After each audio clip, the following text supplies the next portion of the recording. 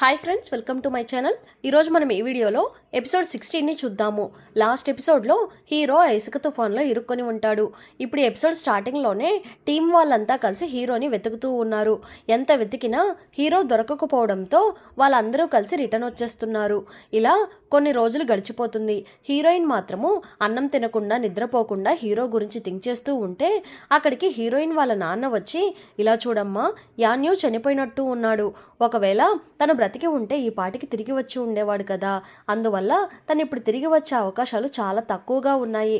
ఒకవేళ హీరో తప్పించుకొని బయటకు వచ్చి ఉంటే పక్క రాజ్యంలో వాళ్ళు ఎవరైనా చూసి తనని చంపేసి ఉండవచ్చు అని వాళ్ళ నాన్న అంటూ ఉంటే అది విని హీరోయిన్, తను కన్ఫామ్గా నన్ను వదిలి ఎక్కడికి వెళ్ళడు నాన్న, వాడు నాకు ప్రామిస్ చేసి ఇచ్చాడు అని హీరోయిన్ అంటూ ఉంది. ఇప్పుడు హీరోయిన్ని ఎవరో వచ్చి పిలుస్తున్నట్టు ఉన్నారు. ఎవరా అని తిరిగి చూస్తే అది మన హీరోనే. దాన్ని చూసి హీరోయిన్ చాలా హ్యాపీగా ఫీల్ అయిపోయి వెళ్ళి హీరోని హగ్ చేసుకుంటుంది. వాళ్ళ నాన్న ముందరనే హీరోని హగ్ చేసుకుంటుంది. వీళ్ళు ఇలా హగ్ చేసుకోవడాన్ని వాళ్ళ నాన్న అలానే డెమాన్ కింగ్ ఇద్దరు కలిసి చూస్తూ ఉన్నారు. ఇప్పుడు ఆ ప్లేస్కి హీరో ఫ్రెండ్స్ అంతా వచ్చి, రే ఎక్కడికి వెళ్ళిపోయావురా, ఇన్ని డేస్ నిన్ను మేము ఎంత మిస్ అయ్యామో తెలుసా అని హీరోని అడుగుతూ ఉన్నారు. ఇప్పుడు వార్ జనరల్ హీరోని కొన్ని క్వశ్చన్స్ అడుగుతూ ఉన్నారు. నీకు నా కూతురికి సంబంధం ఏంటి అని అడుగుతూ ఉంటే వెంటనే హీరో మోకాల మీద నిలబడి, నన్ను క్షమించండి జనరల్, నేను మీ అమ్మాయిని ప్రేమిస్తున్నాను, మీ అమ్మాయిని నాకిచ్చి పెళ్లి చేయండి, నేను చాలా బాగా చూసుకుంటాను అని హీరో అంటూ ఉంటే అది విని జనరల్, నీ తల తెగి పడిపోవాలని నువ్వు కోరుకుంటున్నావా, నిన్ను చంపకుండా వదిలిపెట్టను అనేసి కత్తిని బయటకు తీస్తూ ఉన్నారు. దాన్ని చూసి హీరోయిన్ వెంటనే వాళ్ళ నాన్న కాళ్ళ మీద పడిపోయి, తనకేమైనా జరిగితే నేను కూడా ప్రాణాలతో ఉండను నాన్న అని అంటుంది. అది విని జనరల్, నువ్వు చస్తేనే ఈ పెళ్లి జరుగుతుంది అని హీరోని అంటున్నాడు. అది విని హీరో, మీ అమ్మాయి కోసం నా ప్రాణాలు ఇవ్వడానికైనా నేను రెడీ అని అంటూ ఉన్నాడు. ఇప్పుడు జనరల్ హీరోని చంపేలాగా వచ్చేసి, అల్లుడిని ఎవరైనా చంపుతారా అని అంటున్నాడు. ఇద్దరూ పైకి లేవండి, ఇంకో 3 రోజుల్లో మీకు పెళ్లి అని నాన్న అంటూ ఉంటే అది విని అక్కడ ఉన్న వాళ్ళందరూ చాలా హ్యాపీగా ఫీల్ అవుతున్నారు. హీరోకి ఏమీ అర్థం కాక గుడ్లప్పకించి చూస్తూ ఉన్నాడు. కానీ డెమాన్ కింగ్కి మాత్రం కొంచెం బాధగా ఉంది.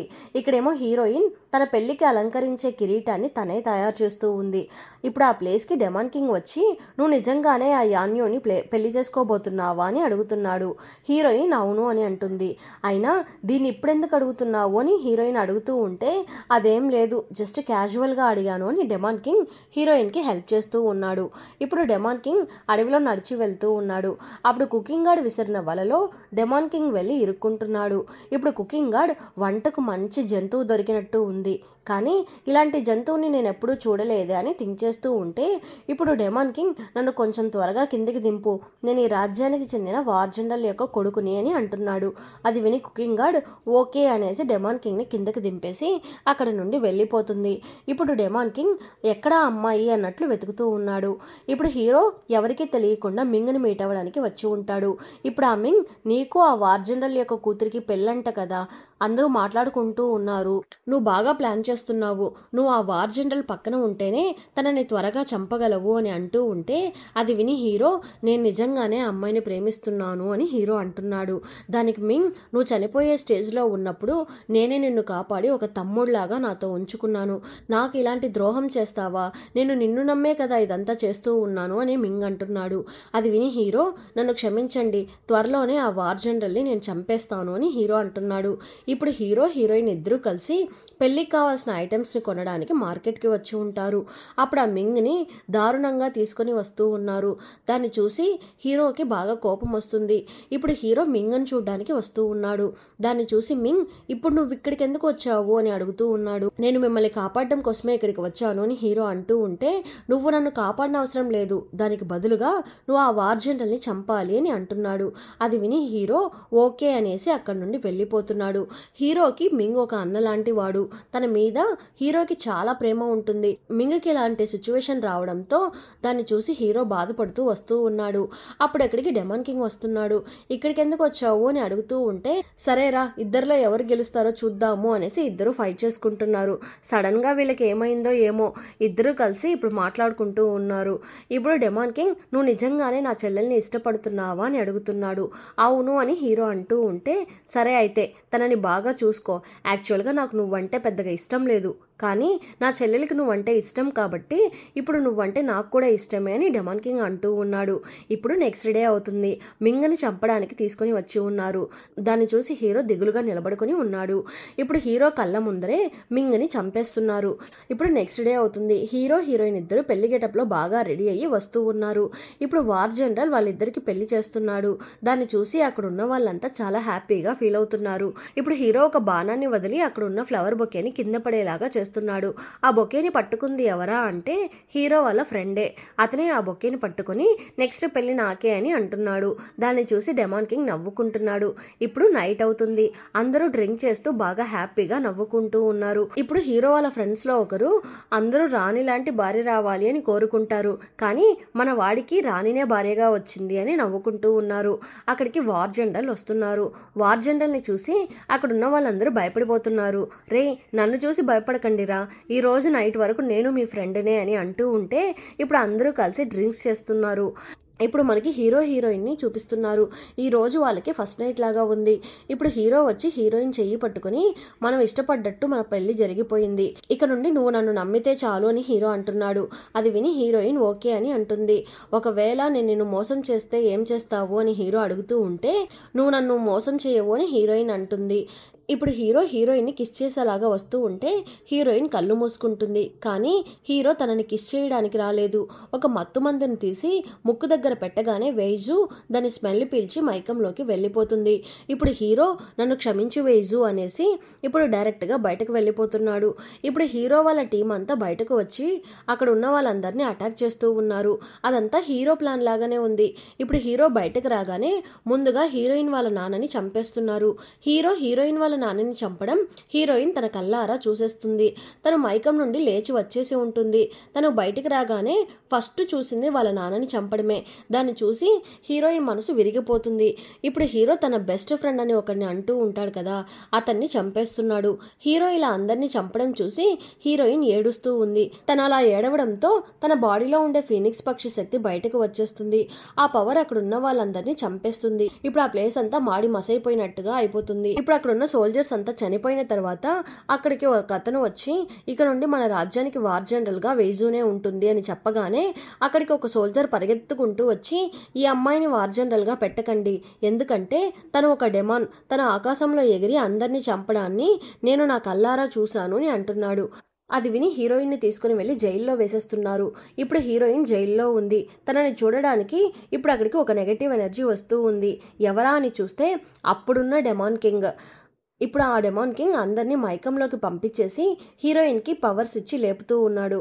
ఇప్పుడు హీరోయిన్ లేచాక అమ్మా నీకు ఎలాంటి హెల్ప్ కావాలన్నా నన్ను అడుగు, నేను నీకు హెల్ప్ చేస్తాను, నేను డెమాన్ లోకానికి కింగ్ని అని అంటున్నాడు. అది విని హీరోయిన్ నేను డెమాన్నే కాదు ఒక సాధారణమైన మనిషిని అని అంటుంది. దానికి డెమాన్ కింగ్ నువ్వే ఆ ఫీనిక్స్ పక్షివి, నీ బాడీ నుండే ఆ ఫీనిక్స్ పక్షి యొక్క శక్తులు బయటకు వచ్చాయి, నిన్ను కాపాడడం నా బాధ్యత, నీకు ఏం హెల్ప్ కావాలన్నా నన్ను వెంటనే పిలువు, నేను హెల్ప్ చేస్తాను అనేసి అతను అక్కడి నుండి వెళ్ళిపోతున్నాడు. ఇప్పుడు వార్ జనరల్ యొక్క బాడీ అక్కడికి వస్తుంది. ఆ బాడీని తీసుకోవడానికి హీరోయిన్ వాళ్ళ సొంత అన్న అక్కడికి వస్తున్నాడు. వచ్చి నాన్న నన్ను వదిలేసి వెళ్ళిపోయారా అని ఏడ్ చేసి ఇప్పుడు లోపలికి వెళ్ళి కూర్చుంటున్నాడు. ఇప్పుడు అసిస్టెంట్ వార్ జనరల్ వచ్చి మీరే నెక్స్ట్ వార్ జనరల్ అని లెటర్ని ఇస్తూ ఉంటే నా వల్ల కాదు, నాకు ఈ పొజిషన్ వద్దు అని అంటున్నాడు. అప్పుడు అతను మీ చెల్లెలు ఒక డెమాన్ అంట కదా అని అంటూ ఉంటే అది విని వాళ్ళన్న నేను అప్పుడే అనుకున్నాను, నాకంటే తను చాలా పవర్ఫుల్గా ఉండడం చూసి, సరే ఇప్పుడు తను ఎక్కడా అని అడిగేసి తనని చూడడానికి జైలుకి వచ్చి ఉంటాడు.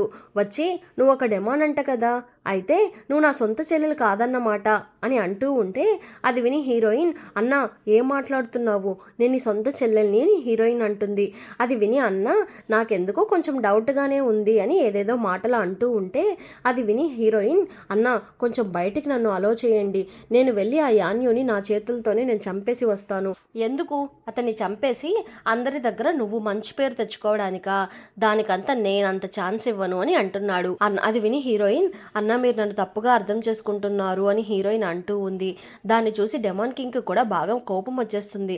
తను మాట్లాడదాము అని వస్తూ ఉన్నప్పుడు కుక్కలంటే బయటే ఉండాలి, లోపలికి రాకూడదు అని అంటున్నాడు. అది విని హీరోయిన్, అన్న తనతో ఎందుకు అలా నడుచుకుంటున్నారు, తను కూడా మనలాగనే కదా అని అంటుంది. అది విని అన్న, నువ్వే నా చెల్లెలు కాదు అని అంటున్నాను, ఇంకా వాడి గురించి మాట్లాడుతున్నావా అని అంటున్నాడు. ఏదైనా సరే రేపు బ్లడ్ టెస్ట్లో చూసుకుందాము అని అంటున్నాడు. అది విని హీరోయిన్కి కోపం వచ్చేస్తుంది. తను అలా కోప్పడడంతో ఆ ఫీనిక్స్ శక్తి బయటకు వచ్చేస్తుంది. దాన్ని చూసి అన్న అరుస్తూ బయటకు వెళ్ళిపోతున్నాడు. అతను ఇప్పుడు బయటకు వచ్చి అసిస్టెంట్ జనరల్ దగ్గర తను కన్ఫామ్గా నా చెల్లెలు కాదు, తను ఒక డెమాన్నే, ప్రజలందరి ముందు బ్లడ్ టెస్ట్కి ఏర్పాటు చేయండి, ఒకవేళ బ్లడ్ మ్యాచ్ కాకపోతే తనని అక్కడే ఉరి తీసేయండి అని అంటున్నాడు. అది విని ఆ అసిస్టెంట్ వార్ జనరల్ కూడా ఓకే అని అంటున్నాడు. ఇప్పుడు నెక్స్ట్ డే అవుతుంది. హీరోయిన్ యొక్క రక్తము అలానే వాళ్ళ అన్న యొక్క రక్తము మ్యాచ్ అవుతుందా లేదా అని చూస్తారు.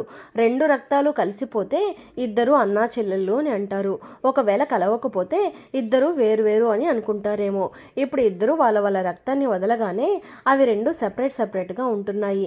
దాన్ని చూసి అన్న, చూసారా, తను నా చెల్లెలే కాదు, తను ఒక డెమాన్, తనని వెంటనే చంపేయండి అని అంటూ ఉంటే అది విని మింగ్, రేయ్ నువ్వు తనని ప్రాణాలతో వదిలేస్తాను అనే కదరా చెప్పావు, ఇప్పుడేంట్రా చంపేయమని చెప్తున్నావు అని డెమాన్ కింగ్ అడుగుతున్నాడు. ఇప్పుడు అక్కడున్న కాపలాదారులంతా డెమాన్ కింగ్ని ఒక గుర్రం యొక్క కాళ్ళకి కట్టేసి లాక్కొని వెళ్తూ ఉన్నారు. ఇప్పుడు డెమాన్ కింగ్ని ఆ గుర్రం లాక్కొని వెళ్తూ ఉంది. వెళ్ళి తనని ఒక అడవిలో వదిలేస్తుంది. ఇప్పుడు డెమాన్ కింగ్ ఒక ఫ్లాష్ బ్యాక్ గురించి ఆలోచిస్తున్నాడు. అదేంటి అంటే, నా చెల్లెల్ని ఇక్కడున్న ప్రజలంతా కలిసి చంపేస్తారు, అందువల్ల నేను తనని ఒక డెమాన్ అని చెప్పేస్తాను, నువ్వు తనని తీసుకొని ఎక్కడికన్నా దూరంగా పారిపో అని అంటున్నాడు. అది విని డెమాన్ కింగ్ ఓకే చెప్పి ఉంటాడు.